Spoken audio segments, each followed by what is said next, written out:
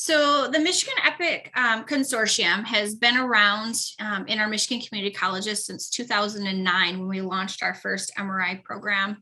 And the whole point of the consortium is to allow the 28 Michigan community colleges to offer programs that are high cost, low enrollment, and really need the support of one another versus just the community college being able to run these programs on their own. So when we first started, we had 5 community college members in one program. And since then, now since COVID, especially 2021, we are projecting 17 college members, 7 programs with 5 more programs being looked at and over 100 Michigan partners across the state from our employers. The reason that like I mentioned, we really run the program is for the high cost, low enrollment numbers. So a lot of these programs, a college may have 2 or 3 students and employers have 2 or 3 openings in their community, but have a need for it. So a lot of times we say, especially rural communities, which Michigan makes up a large rural population, that if, we have two positions open, that could be a critical need, especially in a healthcare industry, to fill those. And without trained professionals and registered and licensure requirements, they may not be able to find the individual they need to run their departments. It also allows us to be financially responsible for, the state of Michigan. We receive funding. Our students pay tuition. A lot of them are financial aid students. And if we can keep our costs down for our students to pay a lower tuition rate, then we're doing the right thing for the student population as well. We also share curriculum development, which means we can share in the knowledge base that we have for professionals out there. A lot of our healthcare industries especially have individuals that may be required to only hold an associate degree to work in the field, but to teach, then we have to follow accreditation standards. So they may have to have a bachelor's or a master's degree, which then limits our number of individuals that we can hire to do our programs. So this model allows us to find the best candidate to represent all of our community college partners and our students. We can also respond to rapid workforce needs, meaning an employer comes to us, they have a short-term need. We can put a curriculum together, we can find individuals to teach, and then we can launch it in a much quicker fashion than just going through the normal development processes that a lot of our community colleges have. And we can also offer many of our programs as an apprenticeship model so that employers can select who they want to come in. I have a list of our members, the current members that we have, and then other members that are looking to participate. This is, again, open to all 28 Michigan community colleges. So we don't want to limit access to any of our colleges. So that's what we hope to do, is to have everyone involved eventually. I give a list of the different programs that we currently offer. It's designated, again, by programs that we're currently running, new programs that are actually starting this fall, and then additional programs that are in the development phase for our consortium.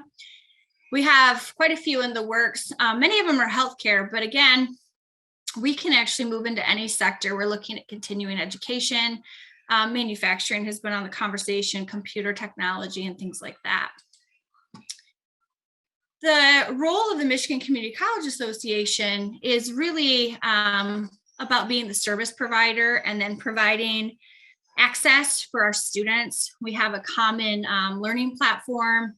We share a common tuition structure. So any student that lives in a Michigan Community College school district is considered in district versus only being in district at their local community college. We provide oversight administratively by working with a governance council and program representatives at each of our colleges. We really are one voice and the third party neutral for all of our community colleges. My name is Chris Vandenberg. I'm Director of Allied Health Programming at Cal Community College. Our school was one of the first initial schools to move down this path, this venture of this collaborative idea. And I just kind of want to speak to my experience being a part of the consortium. My background is medical imaging, so radiography, and I do have MRI credentials, and MRI was a huge need in the community. But again, the whole piece of this programming and the expense in order to bring this program together, that it was a unique idea, but my dean at the time reached out to other community colleges to pull together that had imaging programs and to address this, to do this collaborative. And it has been a wonderful experience, because bottom line is, why not collaborate, use the many resources of all the other schools and pull things together rather than compete. Also with this, with the shared resources, because not all of us have everything that we needed, but we were able to expand, use other ideas, and really look overall at this model in order to make it the success that it is. And again, we wanted to meet the needs of our communities, but quite honestly, when you look at medical imaging, there's much more need for in each individual hospital, whether it was big or small, more radiographers. You didn't need as many MR. And so by doing this collaborative piece, we are able to share and look across the state with all of our partners working together and be able to make that need happen for what they needed with the MRI programming, for one that we started with. And again, it's such a financial benefit to all the schools, because as we know, as far as any allied health program, they're incredibly expensive to run, between accreditation, the smaller cohorts, in order to make it functional, because there has to be a clinical component just in healthcare alone. And so bottom line is, where you're running tens of thousands of dollars in the red running these allied health programs, with this collaborative, we actually are bringing some money back to the schools by doing this work.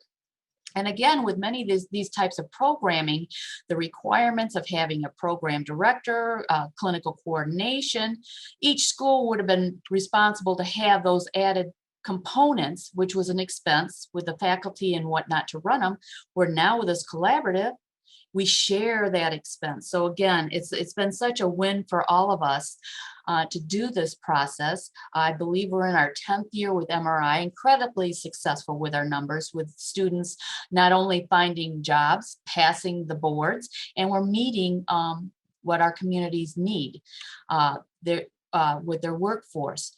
And again, all of our students, we've got employers beating down our doors because they know the program is successful. Students are getting jobs, so we have met the need, and we have that relationship with one another, that collaborative spirit, and working together, and have seen nothing but great success. And in fact, Kellogg has also expanded, not only doing the MR, but we're a part of the CT, and as well as the neurodiagnostic. And we look to continue that partnership with them, because it's been such an incredible success. And plus, over these 10 years, we've worked a lot of the bugs out. So things run so much more smoothly than the first initial couple of years. So, I completely support what we've done with this. I'm so excited and feel privileged to be a part of it. Some of the key takeaways from what we've discussed with the consortium is that, all 28 community colleges are welcome to participate. Enrollment is really based on labor market demand. So individual areas, individual college needs, their employer needs for the local environment. Each college can choose which program they participate in. One year, it may make sense to participate in MRI, and the next year, maybe they need to participate in another program, or not any program at all that year. And then students get to share in a cohort and learn from one another all over the state, not just in their local community, but yet they do their training in their local areas, so that we can keep students in their hometowns versus sending them off to college in a big city where they end up staying and getting jobs and never coming back home. We again share the same common curriculum. We share accreditation. We have our governance council that meets and discusses and makes decisions for the entire group versus individual colleges.